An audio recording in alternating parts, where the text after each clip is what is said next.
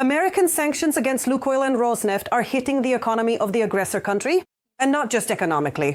Russian raw materials are a stain, both literally and figuratively, on the reputation of the countries that buy them. Even Chinese and Indian companies have started to refuse Russian hydrocarbons. Barrels of Russian oil are now being sold at record discounts. Moscow has even had to cut its exports. My colleagues have calculated the arithmetic of Russia's oil industry. Check out all the details.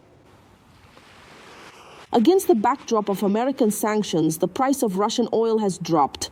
It is being offered at the biggest discounts in recent times.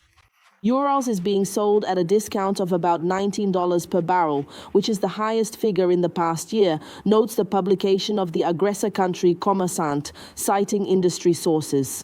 However, experts say the market should gradually stabilize. At the same time, Bloomberg reports that the largest buyers of Russian oil, including India and China, are gradually reducing their purchases of Russian oil due to sanctions. For instance, leading Chinese state-owned companies have already refused to purchase it. Among them are Sinopec and PetroChina. And in India, only 2 refineries purchased Russian crude for December. India reduced its imports of Russian oil in December. This indicates the impact of Western sanctions and trade negotiations with the United States on the organization of purchases. 5 major Indian refineries have not placed any orders for Russian oil for the next month. This is according to people familiar with the matter, who asked not to be named due to the sensitivity of the issue. The volume of Russian oil exports is also decreasing. According to Bloomberg, over the past 4 weeks, Russia has shipped just under 3.5 million barrels of crude oil per day. And this is the lowest figure in the past 2 months, which is further driving down prices. The reduction in oil flow from Russian ports has coincided with a drop in prices, resulting in decreased revenues that are used to finance Russia's war in Ukraine. Large volumes of Russian crude remain on tankers, as US sanctions have slowed the unloading of merchant vessels. In the coming weeks, this figure may increase. The deadline for accepting oil supplied by Rosneft and Lukoil is November 21st. Energy expert Andrei Zakrevsky is also convinced that US sanctions against Russian oil giants are indeed having an effect. This is very powerful. It happened, and it's a very telling moment that the fight shouldn't have been against oil or prices, but rather it should have been targeted against the giants of this industry. However, the world is still not completely giving up Russian fuel and energy resources. China, for example, is creating its own shadow fleet of vessels to import Russian gas that is under American sanctions, Bloomberg reports. The process is still at an early stage. At least 2 such ships have been identified. But according to journalists, in this case, a more complex technology is required than for transporting oil. Creating a shadow fleet for transporting LNG is no easy task.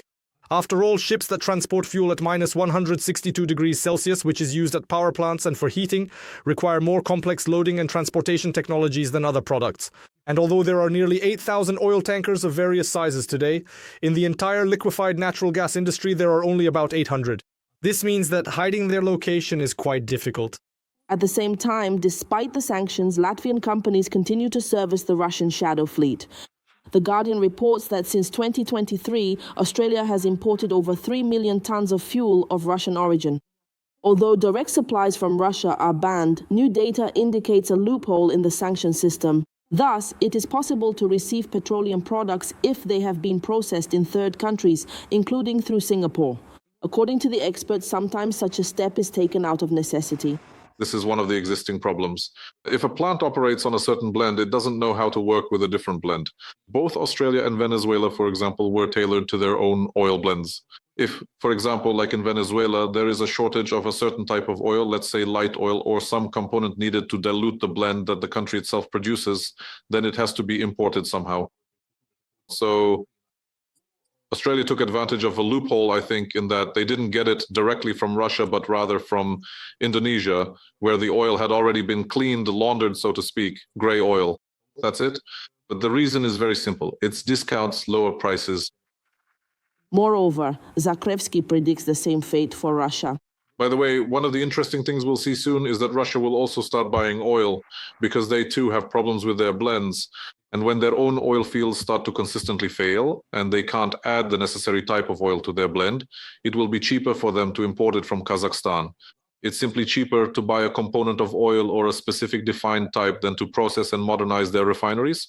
Meanwhile, against the backdrop of shortages caused by refinery attacks and seasonal demand, Russia has increased its imports of gasoline from Belarus. In October, daily shipments of gasoline from Belarusian refineries rose by more than 9%, exceeding 55,500 tons. In addition, last month, the Russian Federation shipped about 33,000 tons of diesel fuel produced by Belarusian refineries. Veronika Ivashchenko, Podrobnosti, Inter TV channel Marathon, United News.